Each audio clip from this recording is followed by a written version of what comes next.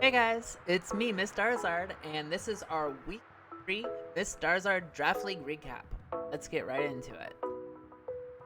The first match we're going to cover is Brad the Bad, the Manectrics, against Okan Alagaz, which is the...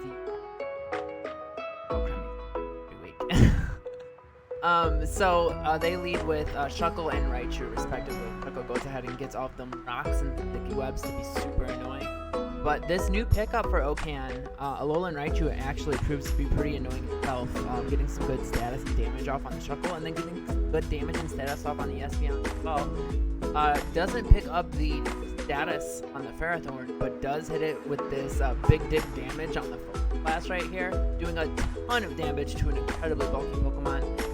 But Brad goes ahead and returns the favor by clicking Toxic, putting Raichu on. Super important, especially when you have Protect Ferrothorn. Then going into Mimikyu, yeah, gets paralyzed, but clearly has type advantage here, and Okan just goes ahead and accepts pretty much this from this point on, and switches into Zeriora, who immediately gets slowed down and intimidated by Hitmontop. Do not sleep on the Arcanine Hitmontop combo here. Brad has two Pokemon that he can always switch into to intimidate and lure the attack on your Pokemon. That is a dangerous duo. That is extremely good synergy. That makes this even more bulky than it already is. And look at his team. Shuckle, Ferrothorn, Espeon, those are three incredibly bulky Pokemon. It's just a fucking problem and something that you should be aware of. So there we have, so far, Brad's already picked up 2 kills to Okan 1, Ferrothorn out here. Anitan, not a good look. Gets those free spikes off though, even more hazards. Brad loves his hazards. Clicks Flare Blitz, or Okan clicks Flare Blitz. Doesn't do much to the Arcanine, especially after the instant. We see an extreme speed on Whimsicott, and then something important happens here. Brad switches out, and what's that tell us? That Arcanine is Choice Banded. Because if it was not Choice Banded, it would have clicked a fire attack there. Go ahead and get that super effective damage off against that, but instead we switch. So now we know that Arcanine is Choice Banded. Gastrodon gets the free skull on the Mimikyu, and then Okan leaves Gastrodon out against that Mimikyu. Big mistake. Brad has brought Woodhammer on Mimikyu every matchup this year. Guys, you need to watch the backlogs. You need to watch all the previous matches of your opponent so you can pick up on tendencies like that, because Okan would have known had he done that. Brad likes to run Woodhammer on his Mimikyu, and that he wouldn't have just lost his Gastrodon for basically free. And it's really just downhill from here. I mean, still got Hitmontop and Arcanine left to get those free states off on, and mostly physical. The next matchup is myself, MissDarizard, the Olivine City Bolties, versus British Gent, who is the Belper Bewares, and I get my ass beat. Just straight up, British Gent just really straight up beats me. I have no excuse or anything. I just get outplayed straight up. I love with Lunatone to get the Trick Room up, and then he smartly switches into Morpeko to get an Infinity Switch. I don't want to die because they donate. So the Torkoal and the Venusaur. So I go ahead, switch out, take that extra damage. Bishop, which is also going to be a big deal. Lose my grass reducing berry to the Torkoal, which kills me because I really needed that berry to deal with the Venusaur. Got a bad roll on the Power Gem, wasn't able to get the Yoko, and again, it's just all bad. I'm on the defense constantly, and I'm just not able to get anything done. I click Psychic on Venusaur to get big damage off. I expect him to switch into Morpeko for the immunity. He doesn't. He leaves Venusaur out there, so then I take unnecessary damage on Spicy Lizard that I didn't need to happen. Then I'm not expecting Substitute. Try to status the Dragapult, give him a free opportunity to set up the sub, and really it's just bad. I just get outplayed multiple times. British Gent was very prepared to. I'm literally just trying to make sure that Substitute doesn't stay up here, and I sacrifice my Keldeo, my S tier mon. I sacrifice to make sure the Substitute doesn't stay up. I'm in such a bad position here. It's so bad. It's just. Then I go into Tink to try and revenge kill the Dragapult, and he smartly switches in Sylveon to just wall me off, and he knows, well, she can't switch this Rabombi out, because if she does, switches it back in, it's gonna die to rocks. So my Rabombi's dead. So he, like, it's just bad. It's just so bad. Then Sylveon outspeeds my Bishop, finishes him off with Mystical Fire, and then proceeds to finish off the cheat. It was just a bad week for me, guys. I got no excuse. Beat my ass. I made some moves in free agency and feel good about my team. Oh, I'm not gonna let myself lose 4-0 again for the rest of the game. Promise.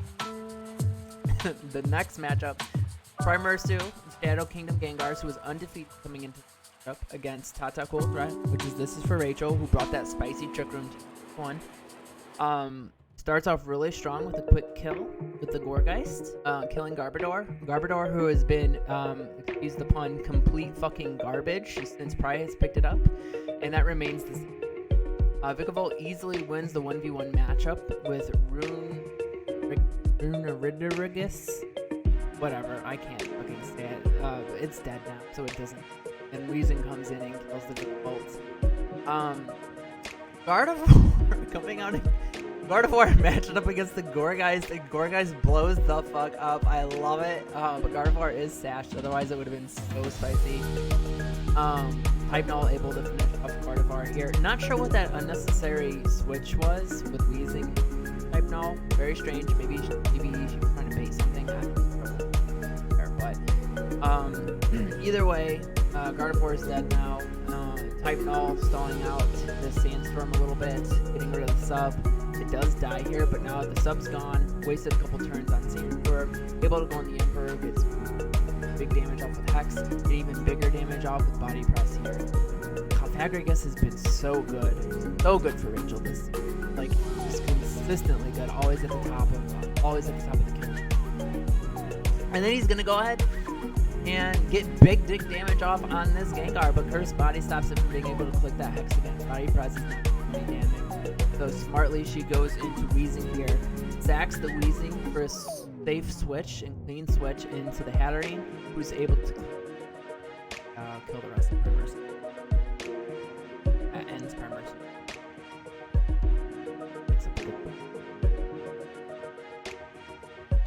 The next match is Pokemon Real Time, who is the Sunny Day Solar Beam, against Sergeant Mac, who is the new Bark.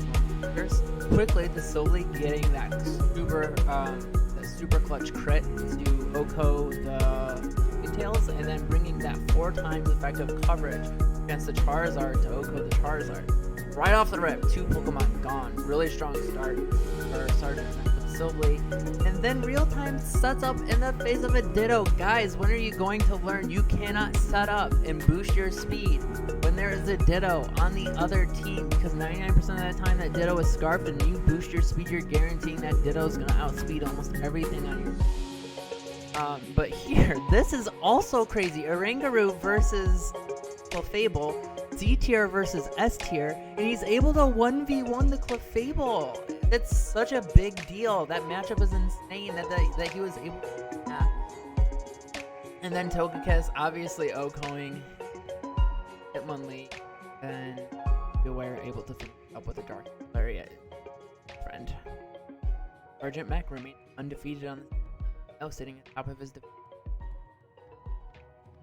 The next and final match is Frozen Wrath, who was undefeated coming into against Kerfungal, who is yet to find a win yet, but he's really good, guys. Don't sleep on Kerfungal. He might be off to a rough start so far this season, but he's really good. He'll correct the ship. He'll be fine.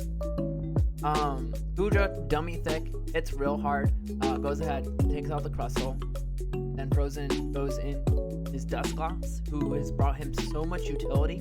Sets up a Trick Room, goes into who after paralysis, I mean, you're in a Trick Room, fool. You've only made her stronger. And he goes ahead, finishes off the Jolteon here. Right, the Wish here, Power Whips. Kerfungal does manage to waste the next stone. Quillfish comes in a Rain, who is really fucking fast because, yeah, Swift Swim and thing hits hard. But Dusclops does not care. Dusclops is too thick. Dusclops goes ahead, burns the Corviknight, nerfs its attack. Frozen switches into the main line to get them hazards out there with the Stealth Rocks. I'll use those Stealth Rocks here. Smart, good chip damage. Goes in 3-0, and I'm surprised there. I'm really surprised that Kerfungal switches out. That's a good matchup for Corviknight if you have flying coverage, but he must have not coverage, otherwise he could. Instead, he lets Pelipper finish that thing off, which is fine too. And then we see a lot of switching because Pelipper just everything. Frozen wants nothing to do to confuse. He doesn't want to waste any turns hitting himself in the face, so he switching.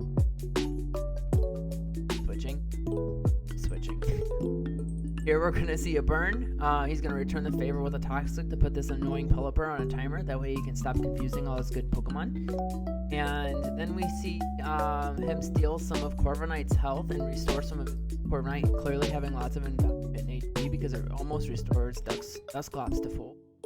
Frozen goes into Rhydon here, gets this Rock Polish off, and this Rock Polish Rhydon is dangerous. It is fucking dangerous. Goes ahead, takes out the Pelipper, but not quite fast enough to outspeed the Quillfish in Rain with Swift Swim.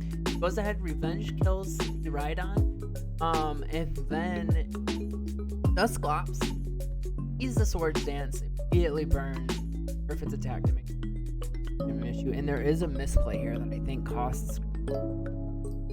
Pay attention here. If he clicks Waterfall on this next turn, he potentially puts himself in a better situation, but instead he clicks Swords Dance again, wastes another turn, and then dies to burn.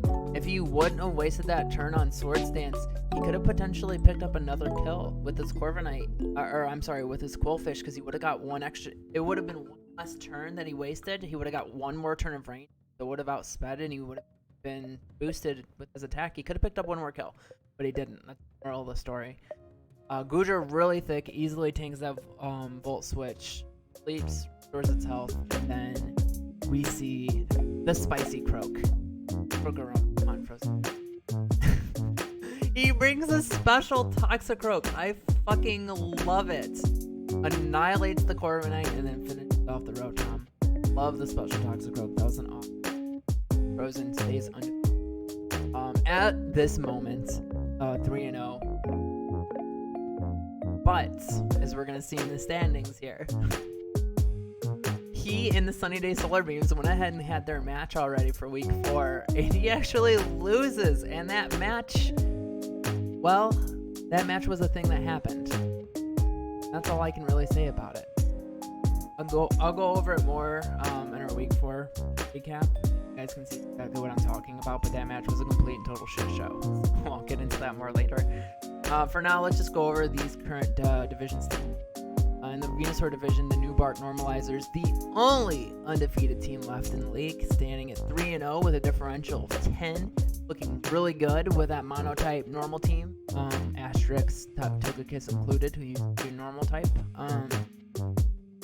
In second place, Hoen's Mad at 3-1 with a differential of 6. It was 3-0 until he dropped his match to Day Solar Beams.